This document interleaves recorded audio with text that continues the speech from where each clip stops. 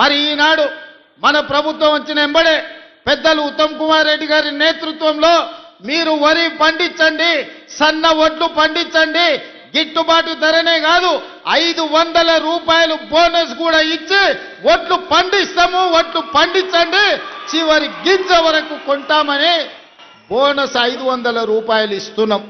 అంటే నల్గొండ మిర్యాలగూడ ప్రాంతంలో ఇవాళ రైతులు పండించే వడ్లకు గిట్టుబాటు ధరనే కాదు 500 రూపాయల బోనస్ ఇస్తున్నామంటే అత్యధికంగా లబ్ధిదారులు ఇవాళ మిర్యాలగూడ ప్రాంతంలోనే ఉన్నారన్న సంగతి ఈరోజు మీరు ఆలోచన చేయండి.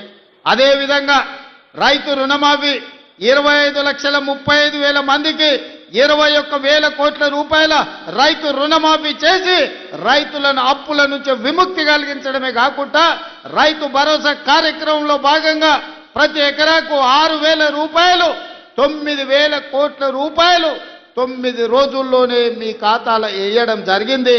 తొందరలోనే మళ్ళా 9,000 కోట్ల రూపాయలు రైతు భరోసా కార్యక్రమంలో భాగంగా మున్సిపల్ ఎన్నికలు ముగిసిన వెంటనే మీ ఖాతాలలో రైతు భరోసా నిధులు వేసే బాధ్యత రాష్ట్ర ప్రభుత్వం తీసుకుంటుంది. మొత్తానికి ఈ 2 ఏళ్లలో వ్యవసాయం కోసం రైతుల కోసం దాదాపుగా 1,10,000 కోట్ల రూపాయలు దేశంలోనే అత్యధికంగా ఖర్చు పెట్టిన రాష్ట్రం తెలంగాణ రాష్ట్రం. రైతు సంక్షేమం కోసం ఈ రోజు పథకాలను అమలు చేస్తున్న రాష్ట్రం తెలంగాణ రాష్ట్రం. అదేవిధంగా మా ఆడబిడ్డలు ఉన్నారు, మీరు ఆలోచన చేయండి. ప్రభుత్వం వచ్చిన ఎంబడే ఆర్టీసీ బస్సుల్లో మీకు ఉచిత ప్రయాణం ఇచ్చిన మాట వాస్తవం కాదా? ఇవాళ మా అక్కల్ని అడుగుతున్నా, మీ అమ్మగారింటికి పోయినా లేకపోతే అమ్మవారిని దర్శించుకోవాలన్నా లేకపోతే మేళ్ల చెరువులో దర్శనానికి ఇవాళ తిరునాళ్ళు రాబోతున్నాయి. మేళ్ల చెరువు తిరునాళ్ళు లక్ష్మీ నరసింహస్వామిని దర్శించుకోవాలన్నా భద్రాద్రి రాముణ్ణి దాన్ని కొలుచుకోవాలన్నా ఇవాళ ఆడబిడ్డలను ఎవరన్నా ఆర్టీసీలో 1 పైసా అడుగుతున్నారా? అక్క, ఎవరైనా ఎక్కడైనా బస్సు ఎక్కితే 1 రూపాయి అయినా టికెట్ రూపంలో మిమ్మల్ని అడిగినా? మీరు ఒక్కసారి ఆలోచన చెయ్యండి. ఇవాళ కోట్లాది మంది ఆడబిడ్డలు ఎక్కడికి వెళ్ళినా, అమ్మగారింటికి వెళ్ళినా, అమ్మవారి ఆలయాన్ని దర్శించుకోవడానికి వెళ్ళిన రాష్ట్రం నలుమూలల ఇవాళ ఆడబిడ్డలకు ఆర్టీసీలో ఉచిత ప్రయాణం మన ప్రభుత్వం ఇచ్చిన మాట వాస్తవం కాదా? ఇవాళ మా ఆడబిడ్డలకు ఒకటే మాట చెప్తున్నా, ఆర్టీసీలో టికెట్ లేని ప్రయాణం చేసిన వాళ్ళందరూ కాంగ్రెస్ పార్టీకి ఓటేస్తే బీజేపీకి బీఆర్ఎస్కి డిపాజిట్లు కూడా రావు.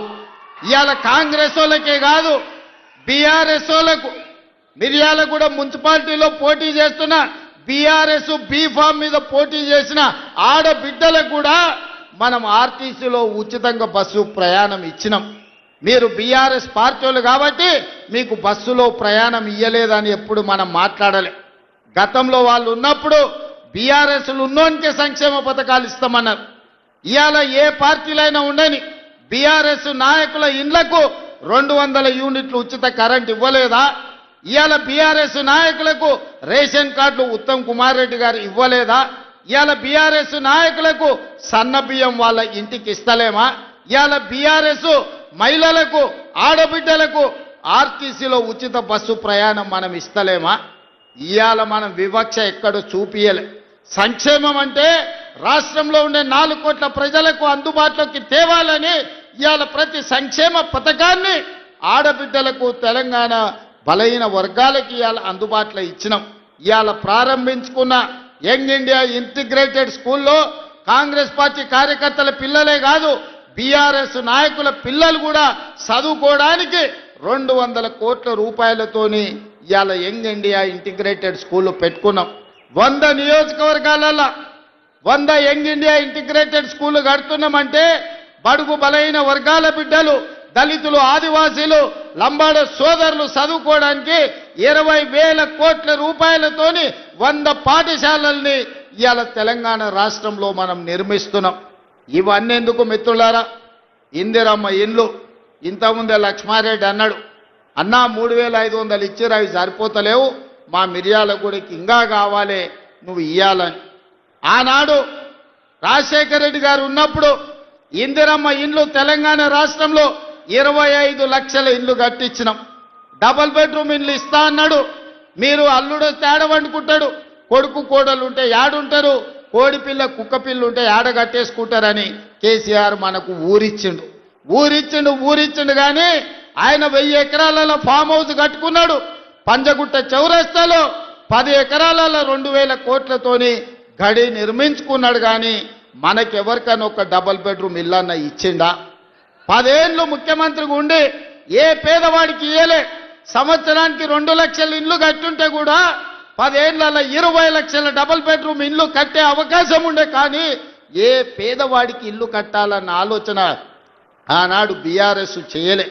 కానీ మన ప్రభుత్వం అధికారంలోకి వచ్చిన వెంబడే నియోజకవర్గానికి 3500 ఇండ్ల ప్రకారం 4,50,000 ఇండ్లు 22,500 కోట్ల రూపాయలతోటి ఇవాళ పేదోళ్ళకి ఇచ్చినాం. ప్రతి వారం మీ ఇంటి పన్నులు ఎట్లయితున్నాయో అట్లా మీ ఖాతాల నగదు పడుతుంది. దళారులు లేరు, లేకపోతే దగా లేదు.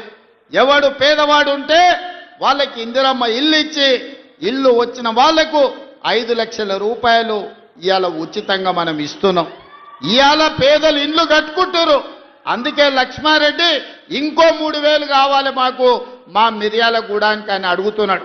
ఒక లక్ష్మారెడ్డి కాదు, ఏడికెళ్ళినా ఎమ్మెల్యేలు ఒకటే మాట అంటారు, అన్నా ఏమని ఇచ్చినా ఇవ్వకపోయినా సరే, మాకు ఛాయ్ మంచినీళ్ళు వచ్చినప్పుడు ఇచ్చినా ఇవ్వకపోయినా సరే, కానీ మాకు ఒక 3-4 వేల ఇందిరమ్మ ఇల్లు మా నియోజకవర్గానికి ఇవ్వండి, పేదోళ్ళ ఆత్మగౌరవం పెరుగుతుందని అడుగుతారు.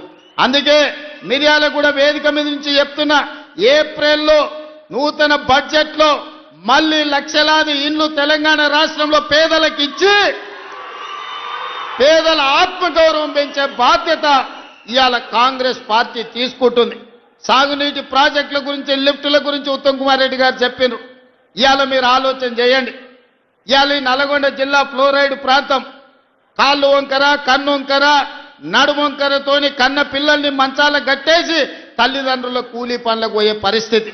ఏ రోజు కూడా ఈ సమస్యకు పరిష్కారం దొరకలే. కానీ ఇవాళ ఈ నల్గొండ జిల్లాలో కట్టిన నాగార్జున సాగర్ అయినా, లేకపోతే నల్గొండ జిల్లాలో వెల్లంపల్లి ప్రాజెక్ట్ అయినా, ఏ ప్రాజెక్ట్ అయినా, ధర్మారెడ్డి కాలువ అయినా, పిలాయపల్లి కాలువ అయినా, ఏఎంఆర్ ఎస్ఎల్బిసి అయినా కాంగ్రెస్ పార్టీ కట్టినవే కదా.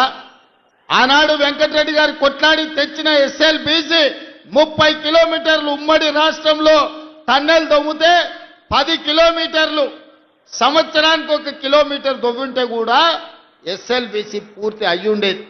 3,60,000 ఎకరాలకు గ్రావిటీ ద్వారా నీళ్లు వచ్చేది. ప్రతి సంవత్సరం 500-600 కోట్ల రూపాయలు లిఫ్టుల కరెంటులకు పైసలు మిగిలేది. కానీ నల్లగొండ జిల్లా మీద కోపంతోని, కసితోని, కడుపులో విషం పెట్టుకొని ఎస్ఎల్బిసిని పడావు పెడితే ఈ రోజు విషపు నీళ్లు నల్గొండ జిల్లా ప్రజలు తాగాల్సిన పరిస్థితి. దీనికి కారణం బీఆర్ఎస్ నాయకులు కాదా అని నేను అడుగుతున్నా.